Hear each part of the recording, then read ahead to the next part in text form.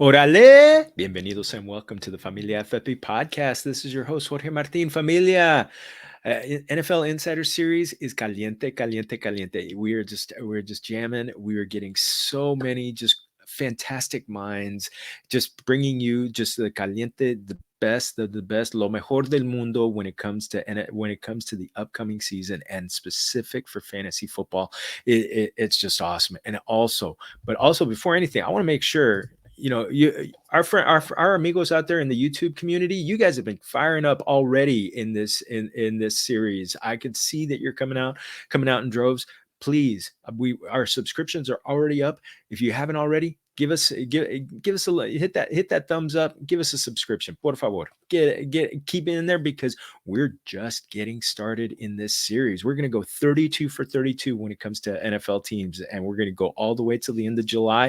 Going to have great content. It's going to be nice and something that you can actually enjoy, like the time it takes to walk your dog. I did that this morning. Just make sure you're getting it. Also, when it comes to when you play Underdog Fantasy, underdogfantasy.com, make sure you're using the promo code Familia23, Familia 23 if you do it in Spanish.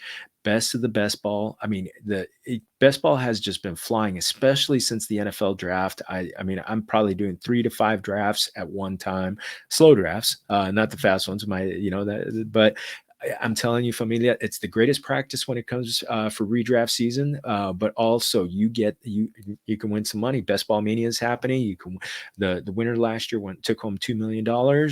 Hey, this could be you this year. Make sure Familia 23 going to match you up to the first $100. So keep going. And Familia, it's time to fly, Eagles, fly. We're going to Philadelphia, the land of the cheesesteaks. And Familia, when first off, I want to give a shout out to our mutual amigo, Sam Wagman, for introducing us. Swagman, thank you as always. Abrazos. Can't wait to see you at the expo.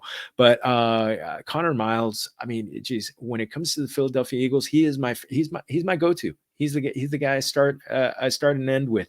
I mean, he's the host of the Eagles Unfiltered podcast. It's a part of the Sports Illustrated network. I mean, I'm telling you, he also he's also the producer for the Art of the Interception. And I tell you, just consume his content. And I tell you, there are people who are on that list of that I have voice envy of him. He's one of them because he's got those dulcet tones that happen. And so let's welcome in. Bienvenido, amigo Conor Myles. Welcome back. What a coincidence. I thought that about you. I always thought that about you. I'm like, man, I love listening to this guy. I can't believe it. He just talks football so well. Just such a smooth voice. I love hearing it. That's funny that you think that. I thought the same about you as well. It's good to know. And this has been going on for years now. Shout out to Sam for sure. But I mean, it's been years since we've been talking to each other about football. So I'm excited, man. I'm very excited.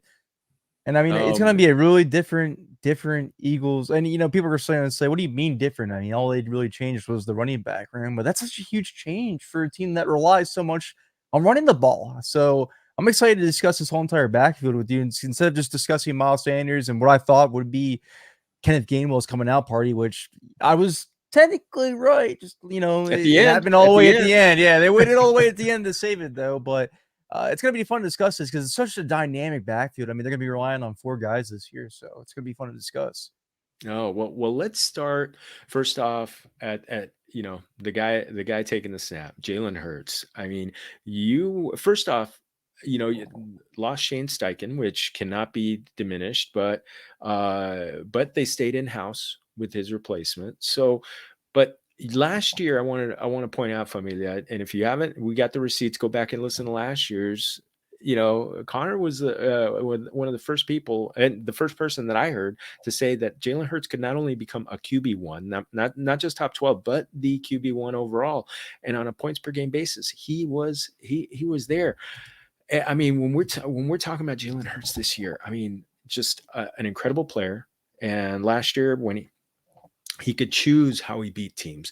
So this year, with the new play caller, how do you see him kind of evolving as a quarterback, especially now? He got paid. I mean, there's nothing in the way of his greatness. So I'm kind of glad you brought up the play caller because I think so many people underestimate that fact. And I mean, State Station was no slouch when he came to Philadelphia. He wasn't a first-time play caller. He was doing things with Justin Herbert's rookie year that were unheard of. So It wasn't like the Eagles had, some guy they just picked up off the street. They had an experienced play caller for Jalen Hurts. Now they don't. I mean, Brian Johnson, with all due respect, it was very, very professional and very great in the college ranks, and honestly has a relationship with Jalen Hurts that dates back to his high school days. But again, this is a first-time play call in the NFL. It's a whole different ballgame. You cannot take that away from what challenges face the Eagles this year when it comes to going back to the Super Bowl, and that's a huge one that they have to overcome is a whole new play caller on offense and adapting to what he likes because every play caller is different. I think a lot of the regular casual NFL fan thinks it's just plug and play pretty much. It's really not. And what Brian Johnson did at Florida was completely different what Shane Steichen did in the NFL. So it's going to be really interesting to see because I go back and I look at Kyle Trask, and Kyle Trask had a phenomenal season with Brian Johnson. It actually propelled him to be a second-round pick when, let's be honest, Kyle Trask is not talented enough to be a second-round pick. But with that being said, Brian Johnson made him excel outside the system where he took his limitations and he made it easier for him. He made it easier for him with having Kyle Pitts. He made it easier for him with having Dameon Pierce. So what do the Eagles do this offseason other than, they already gave him DeVonta Smith, they already gave him A.J. Brown, they had Dallas Goedert. What else could you do for this guy? Oh, they got him to one of the best pass catching running backs in the NFL and DeAndre Swift. Now, that's a whole dynamic the Eagles have not had since Darren Sproles. Miles Sanders' rookie year, he really showed some really good skill in the receiving game, but it completely fell off a cliff. Completely. When I mean completely fell off a cliff, he was no longer a factor in the receiving game for the Eagles offense whatsoever, and they really haven't been able to replace that role that really Darren Sproles held down for so long. But when you bring in DeAndre Swift this backfield, a healthy DeAndre Swift, which again is a big if, and I'm not even sure the Eagles are even going to get that, regardless of how strong their offensive line is, you're still looking at almost 40 receptions out of the backfield, and that's a huge dynamic. And what does that really do? That makes Jalen Hurts' job easier. And what do you want to do when Jalen Hurts is getting a new play call? You want to make his job easier. So I thought the DeAndre Swift, I know we're speaking about Jalen Hurts here, but I thought the DeAndre Swift acquisition is actually going to be incredibly key to bringing back that Jalen Hurts' MVP level of play, especially with this new play caller, Brian Johnson. I think the dump offs, taking the easy routes, is going to be so much cleaner and more fluid with this Eagles offense rather than Jalen Hurts maybe taking off and trying to do everything with his legs, which, by the way, we love it. It's exciting. It made him one of the top fantasy quarterbacks last year for sure, and it still will always be part of his game. But I think the Eagles really do want to scale it back a little bit because they really don't want to keep losing him for these 2 games. They've been fortunate enough that every time they've lost him, they've been in good position to make the playoffs every single time. But that's not always going to be the case. And you want to prolong his career, especially after you sign him to this huge extension. So I wouldn't be surprised to see Jalen Hurts. And again, that's the reports out of training camps. Out of OTA so far, is that they're really working on making him more of a vocal passer, an aerial passer. And I think, adding DeAndre Swift to that backfield, all you did was just make Jalen Hurts' job easier. And if you make Jalen Hurts' job easier with what the strides he's shown already, who knows what you're capable of and from a quarterback standpoint. I really think you're looking at a guy who could throw 30 passing touchdowns this year. Maybe not 10 rushing touchdowns as he's been doing back-to-back years per se, because he's not running. He's more so throwing, but Yeah, I look at him and he's such he's so multi-talented. And I know you talk about the fact that he's looking to pass a little bit more, maybe throw a little bit, maybe run a little bit less. It's it's such it. I just did an interview with Jim Hart, from the old school St. Louis Cardinals quarterback, and he talked about how players, they run around a lot, but they do eventually have to settle in and win from the pocket a little bit. Now, so maybe if we're not looking at 800, 900, 1,000 yards, but we could still be looking at a phenomenal fantasy quarterback if he's running 500, running for 500 to 600 and still passing for 4,000 yards and 30 touchdowns. Do you think they scale back that tush push? all right. So I don't think they scale back though. It's just too effective. It really is too effective. They went out this offseason and they're planning Cam Jurgens to start at right guard, but they're opening the door for Tyler Steen, that 3rd-round pick that they got, because that really is their future at right guard, is hopefully Tyler Steen is what they're really hoping for. And again, this is a Brandon Brooks type size body that Jeff Stoutland craves from his guards. I don't think they scale back the tush push, but I do think they scale back like you're saying. I I don't think you're going to see 1,000 yards. I think you're going to see 900. Maybe 800 is even a push, to be honest with you, because I really think what you're alluding to, they really want to get to that 4,000-yard passing. They really want him to be more comfortable as a thrower because, like you said, it's just not something that's sustainable. And the Eagles know that, and Jalen Hurts knows that more than anybody. And he's shown such improvements as a passer that it's only going to go uphill from here, especially with all the weapons and making the job easier, like we were talking about.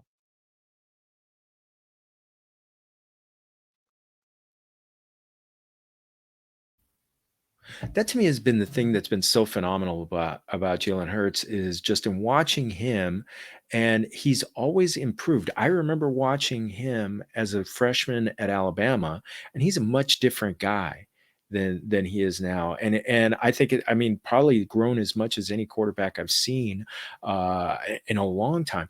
But now you look at him. I mean his when it comes to the deep ball, I think he had phenomenal touch. I mean, where do you see improvement kind of happening? I think you're going to see improvement from completion percentage, accuracy. I think that's the one thing you want to see the most is, you love him getting the ball there, but I think you see more of DeVonta Smith and AJ Brown be more creative than you would hope for.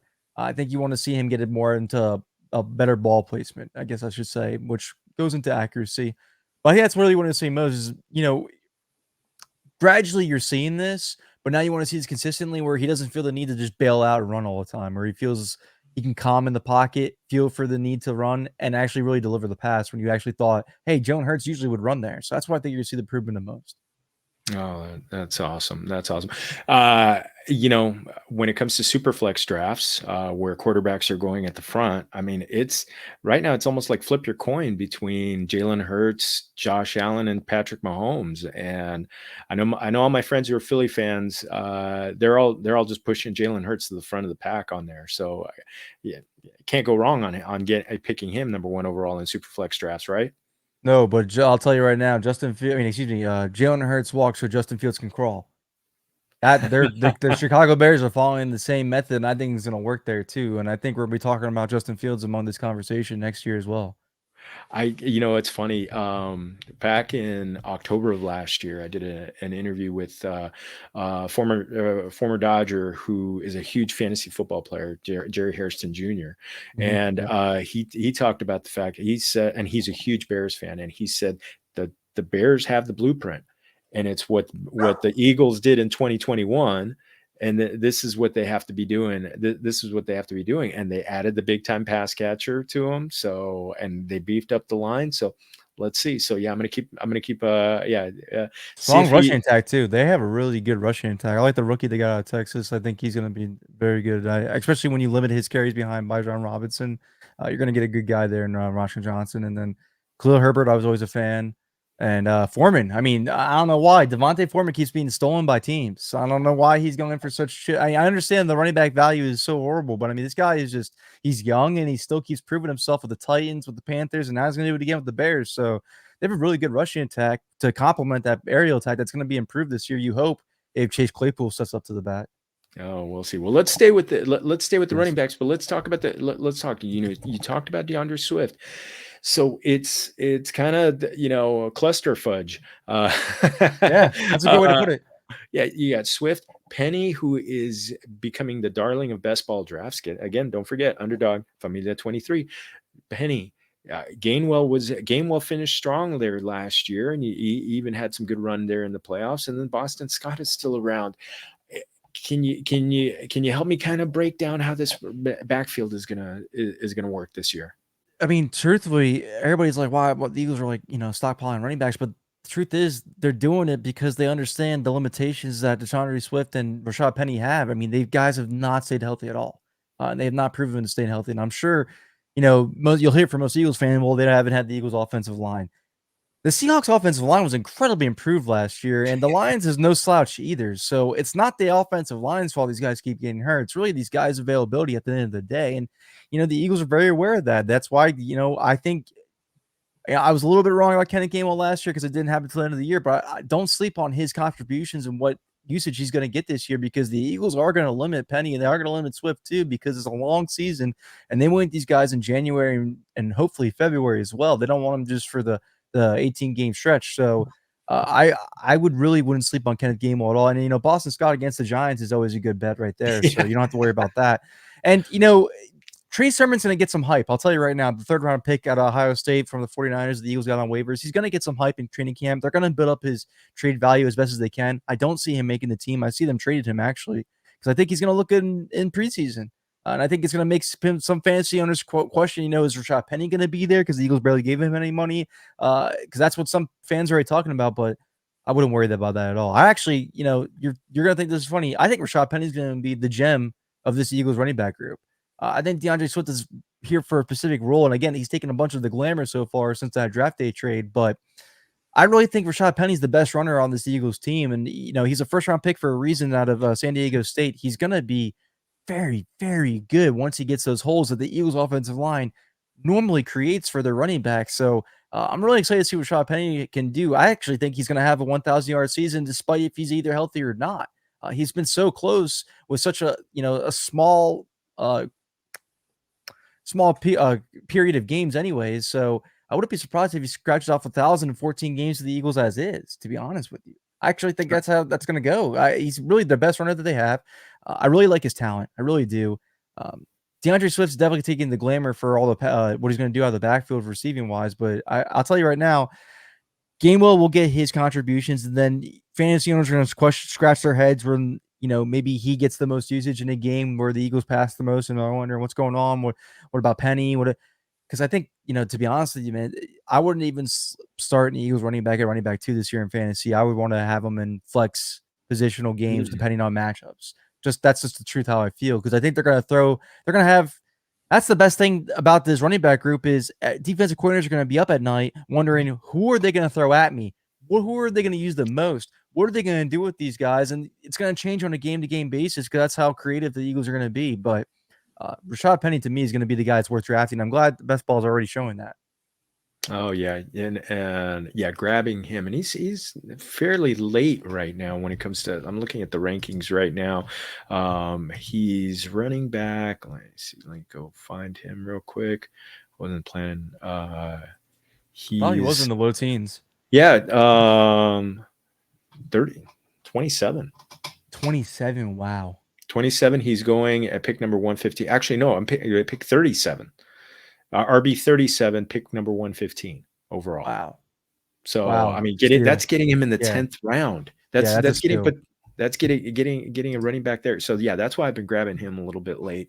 I like him. I like Swift. I want to see them commit to the pass a little bit more. Kind of gets some of those easy hits. Kind of the like you talked about the dump offs a little bit. Some of those I think save 1 or 2 runs that Jalen Hurts would otherwise be doing, and just go with him from there. So, and that's really what it seems like the shit is going to be going under Brian Johnson, because I think that's the one critique I would have of Shane Steichen, and many Eagles fans and reporters alike would, as well, as it was all or nothing under Shane's offense, and that's really even you see it in Los Angeles. They're begging for that back after Joe Lombardi. They're begging for something like that back. So I'm not always going to say the grass is always greener on the other side, but I think for Jalen Hurts' skill set in comparison to Justin Herbert's, I'd rather have a guy that doesn't, take the smart play. You're going to live another down because Jalen Hurts has dual threat ability. So with the all or nothing, with the screen, deep pass, really under Shane, that's going to be so different under Brian Johnson now. It's okay to throw it to the flat. It's okay to throw it to the safe option. Or emergency out on the running back. So I think that's going to be the major difference. And I think you're going to see it in Jalen Hurts' game. Then he gets more comfortable. And if he's more comfortable passing, then all he's going to do is improve. Oh, love it. Well, let's talk about the passing game right now. So we got A.J. Brown, DeVonta Smith. They were one of the teams that had 2 wide receivers among the top 20. And so, I mean, just phenomenal players. I was actually touting DeVonta Smith there the back half of the season. I mean, like he was a wide receiver 1, because it seemed like every week he got at least 8 targets, which A.J. Brown couldn't always say. But he was just a consistent force in that lineup. And I mean, with the talk of the Eagles possibly passing some more, could we even be seeing better? I mean, it's hard to expect AJ Brown was pushing 1,500 yards. DeVonta Smith was well over 1,000 yards. But could we be talking about like equal or possibly even better seasons this year? I think for DeVonta at least, yes, because Mhm. as you see, like you're alluding to the shift at the end of the season. That was only his second year. I mean, Yeah. there's really the sky's the limit for him. And honestly, it seems like a hot take to people, but he's the Eagles' best wide receiver, and they know it. And they know it. And with his contract extension that's looming ahead, they gotta want to maximize as much as they can to prove themselves that hey, this is the guy we need to invest another 100 million into, just like we did with AJ Brown. So I really think the usage of Devontae is gonna go up higher this year. I think AJ Brown's gonna complement him. And it's still going to be a high usage role. You're still looking at two wide receivers that are going to be in the top 20 for fantasy finishes no matter what. But I really think Devontae is the guy you're going to be saying, whoa, where did these 100 receptions come from? Where did these 10 touchdowns come from? Because that's what you start seeing from him because he's so elusive and he's so crafty in his route running. It's a cheat code, it seems like. He really, if Marvin, I say this all the time and I'm going to say it again, and people are going to think I'm overreacting, but I'm really not. If Marvin Harrison Jr. didn't exist, it'd be DeVonta Smith. I'm telling you, that really is him. Ooh, wow. I'm very high on DeVonta Smith. I really do believe he's the Eagles' best wide receiver. No disrespect to AJ Brown, because AJ Brown is phenomenal football player. But the best is yet to come from DeVonta Smith. We've barely seen it. The guy just came out of his second year and did what he did last year. I mean, and he's a Heisman Trophy winning wide receiver for a reason. So we haven't even seen as we might. All right, we're close to seeing Jalen Hurts' ceiling. I'll tell you right now, we're very close. We're not close at all to seeing Devontae's. Not. Ooh, wow, that's phenomenal. And that's with AJ Brown Yeah. still being phenomenal. And that to me is the great part of this offense. And we talked about a little bit about this offline. It seemed like whenever the Eagles whenever it was easy to prescribe what the or uncover what the weakness was in the other team's off defense, they were able to do that. So if they exploited a tough run defense and they just smashed it down their throats. And when they had weak DBs and you knew that both these guys were going to get 10 targets and that they were going to have big days, that they could both have big days. I had plenty of time. I had a couple times I had a DFS lineup that had Jalen Hurts as the quarterback, DeVonta Smith, and AJ Brown. And I cashed a little money last year with that. I'm So telling you, I mean, Tyreek and Waddle, honestly, in my opinion, are the best wide receiver duo. It is Tyreek and Jalen Waddle. And Jamar Chase and T. Higgins are phenomenal as well, too. There's a reason why they always get debated between these three groups of who has the best duo. But I'll tell you what, AJ Brown and Devontae Smith are so different compared to what those guys are. Like Tyreek and Jalen are so similar. Jamar and T are so similar to me. AJ and Devontae are so different that it's so hard to stop either one of them because the corner on the left has to play a completely different style than the corner on the right does when you're going up against him. And that is what really makes them so different and so hard to stop, is because you're doing something completely different than the other corner's doing just to stop them. And it's really hard for defenses to do. And that's why they didn't achieve it last year. And I really don't believe they will going further. This is really Anquan Bolden and Larry Fitzgerald all over again to me. Oh, fantastic, fantastic. Well, the third cog in the receiving game, and it's really just going to be these three that are, and plus anything going off to the running backs who are going to be the fantasy viable pass catchers out of this one. Dallas Goedert wasn't on the field all the time, but he's still very much a tight end one, not the tight end one, but a tight end one. I should have written it there. So top 10 tight end, but I just a great target himself. What are your expectations on him this year? I'll be honest, either the Eagles really need to hold him to the fire this year and ask him to step up, because the availability is your best ability, and it's just hasn't been happening for him. And when he's off the field, they really struggle to find that third option, and it's much easier to stop AJ Brown, DeVonta Smith when you get to hone in on those guys. And the Eagles just don't have the depth to have those guys to step up in the place. I know they got to choose from I'm not even going to try to pronounce his name. I just tried right there, and that was sounding horrible, from the Falcons, that wide receiver there. But again, I just don't think that's anything more than a wide receiver for Zach Pascal replacement. They really don't have anybody that can really step up. So even at the backup tight end position, they don't. So they really need Dallas Goedert to really hone in on his talent this year, because we can keep raving about it all we want, but we really need him on the field for that long, especially if he wants to become the best tight end in the NFL, which he keeps proclaiming that he is. I don't believe he's Kelsey. I don't believe he's Kittle. Especially when you're not on the field, and especially you're not Mark Andrews. If you're not out there bailing out your quarterback when he needs you to, when the wide receivers aren't there. So that's my only pet peeve with Dallas Goedert, because he is the talent. He has all the talent in the world. Everybody sees it on display. I haven't seen the tight end run screens as effectively as he has in my lifetime. I really believe that. So the talent is completely there. Dallas Goedert. That's not me being negative at all, but he needs to stay on the field on a consistent basis, because when he's off the field, he hinders the offense a huge amount. And it's very noticeable too. So that's the one guy I think the Eagles really to say, hey, we didn't really step up this offseason and add that other piece to the receiving that we need, because we're going to try to get him with Quez Watkins. So far, we'll see how he does in training camp. If he disappoints us, maybe that's where we add that guy that we usually do, where we think we have a Super Bowl roster and we add that last piece to propel us like we did with Chauncey Gardner-Johnson and Roland Darby, maybe 100 ref no. We'll see.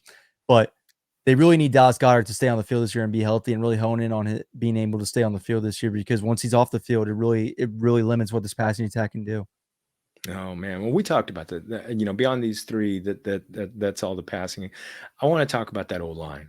PFF rated it best. It was the best going into last season. They were phenomenal. Everybody's, the key pieces are back.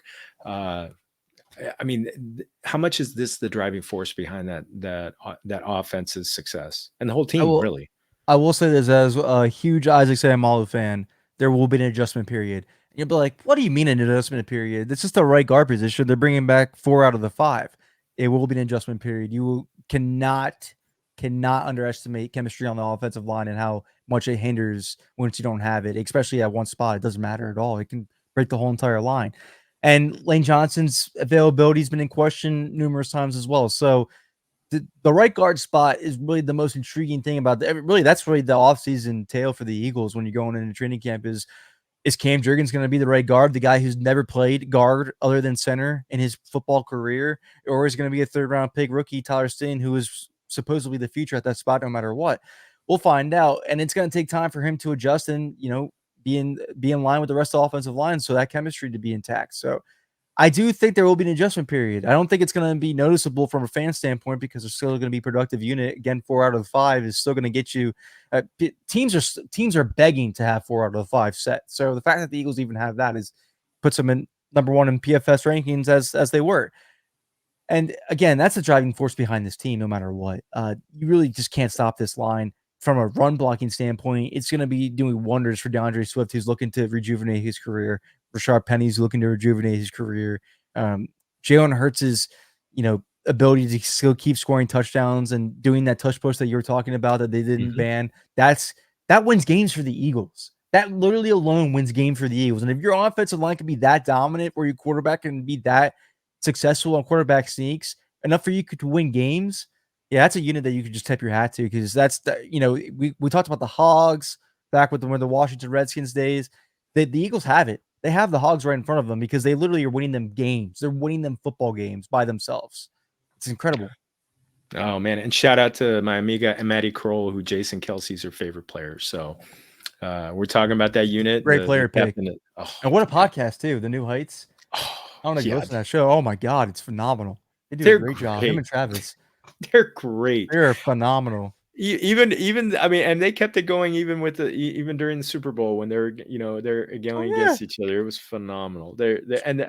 Both great talkers. They're gonna have great careers after they're done. Oh yeah, their podcast. Yeah, they just took off. They're heading to the moon even when their careers are done.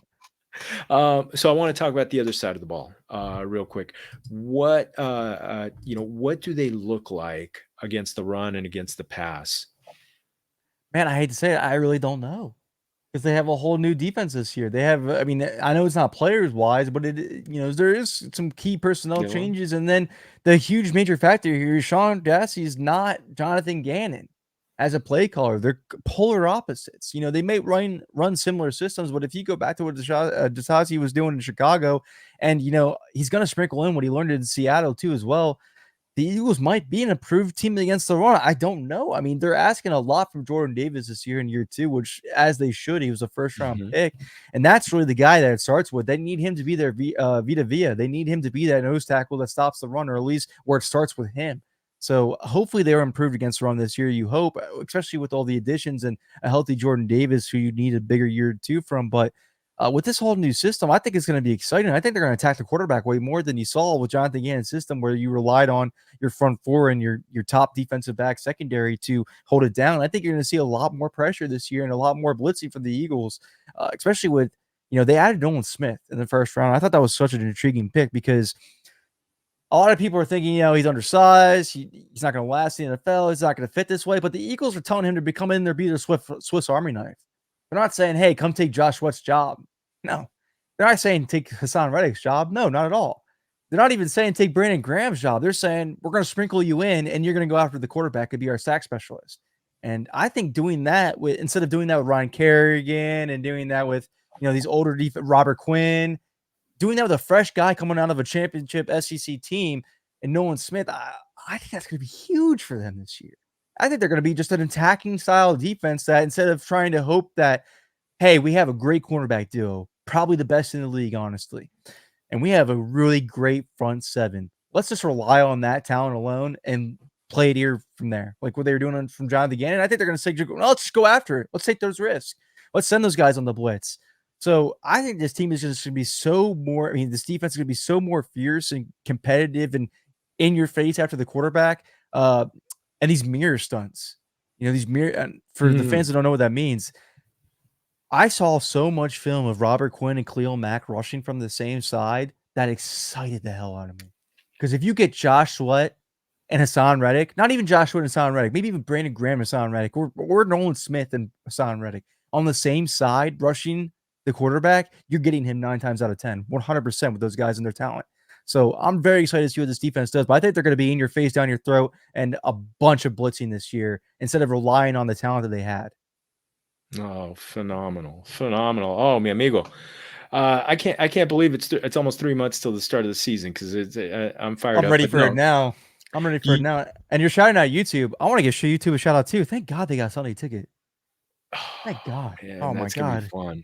You hear that sigh of relief he just had, ladies and gentlemen? That's a sigh of relief. A guy that's not paying for DirecTV anymore. I'll tell you right now. Thank God. I'm so excited. And, I travel all the time. I'm in Florida. I'm in Pennsylvania. I'm in everywhere.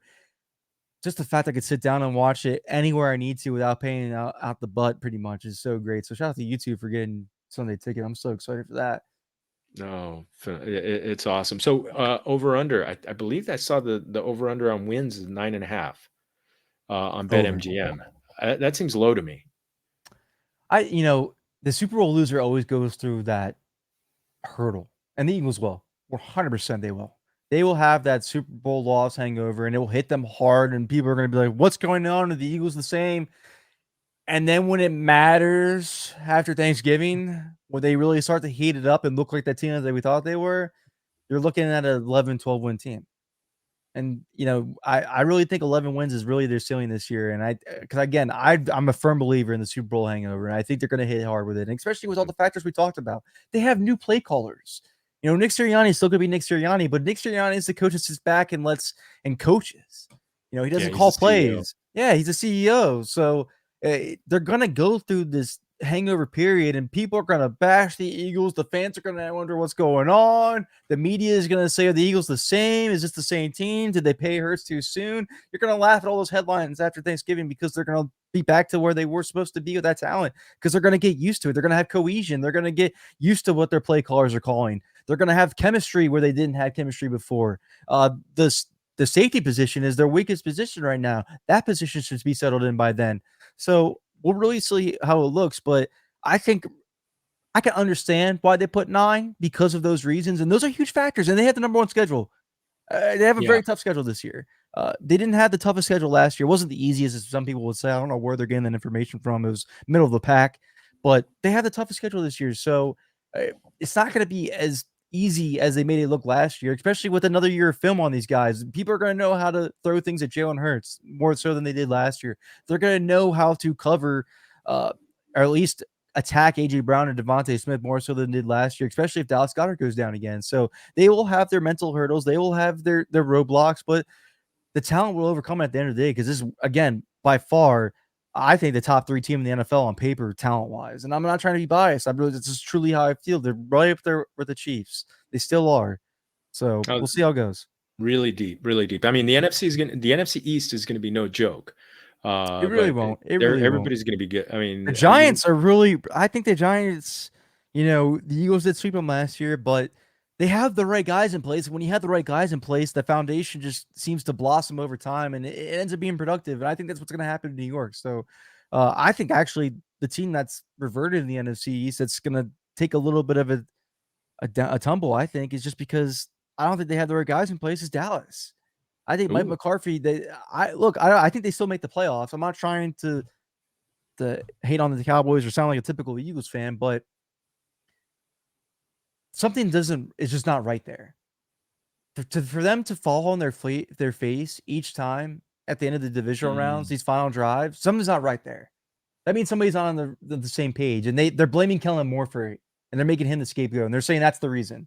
That's not the reason. I know. I just don't believe that's the reason. I think they're actually going to take a loss from losing Kellen Moore. So I just look at the Giants and I'm like, they're making all the right moves. I think they're the team that leaps to the Cowboys finally. They have all the right guys in place, and Brian Daboll's a great coach. That's the guy who I wanted to coach the Eagles before Nick Sirianni. So they have the right guys in place, and they continue to improve, and they believe in Daniel Jones, regardless of what anybody can think about him. They have a good team, and they improved the wide receiver room. So I'm actually keeping an eye on the Giants this year. I think they have a great defense, and I think that's going to really propel them this year. And I think they're the team that overtakes Dallas. ooh, outstanding. Caliente takes, Familia, right here, right here. All right, well, we're rounding third, headed for home. Quick, any new fantasy football, any new Mexican food takes for you? Still my shrimp tacos, my boy. I Oh, still love my yes. shrimp tacos. I still love my shrimp tacos. How can you not? There's this new restaurant opened up by me. I don't know, Salsa Verde. I don't know if you ever heard of it. I need to try them out though. I need to try. They're always packed too. Always packed. So I need to That's try a good them out, sign. and I'll eat there, and then I'll let you know if I found anything new. Awesome, awesome, awesome. Oh, thank you, mi amigo. What? Let's close up shop. What you got coming up? So Asante Samuel has had Brandon Marshall on his latest the Art of the Interception show that I produce, and it was getting to know the human side of the athlete that I think most fans, and the reason I'm sure shouting this out is really has nothing to do with me. I don't benefit from this other than from a production standpoint.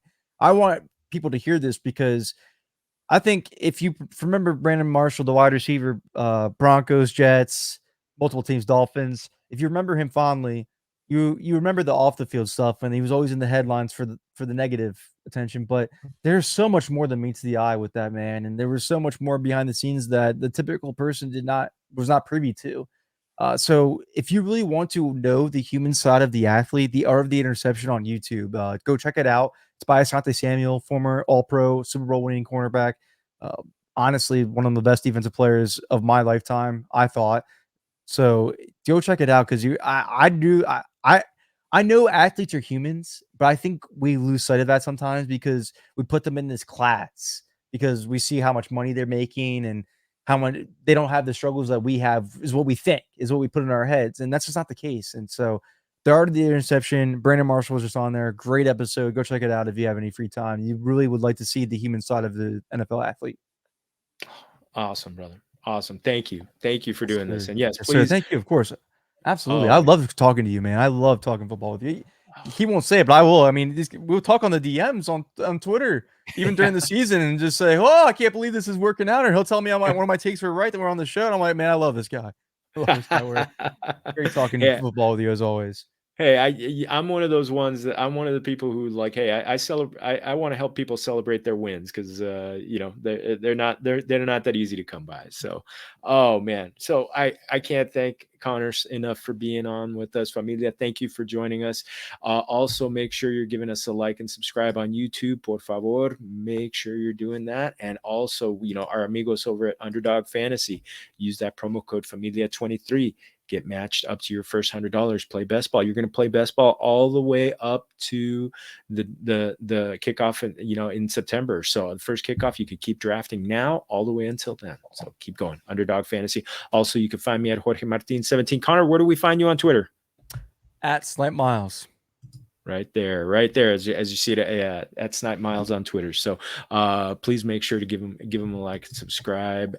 Give him a follow. He's a great follow on Twitter. And yeah, we got plenty of stuff coming up on FamiliaFFB.com and more stuff coming on this NFL Insider series. If you want to listen to us on audio, Apple, Google, Spotify. Thank you very much to our amigos at Spotify for podcasters for putting us out there. So again, thank you, everybody. Thank you to Connor. And remember, todos somos familia. Salud.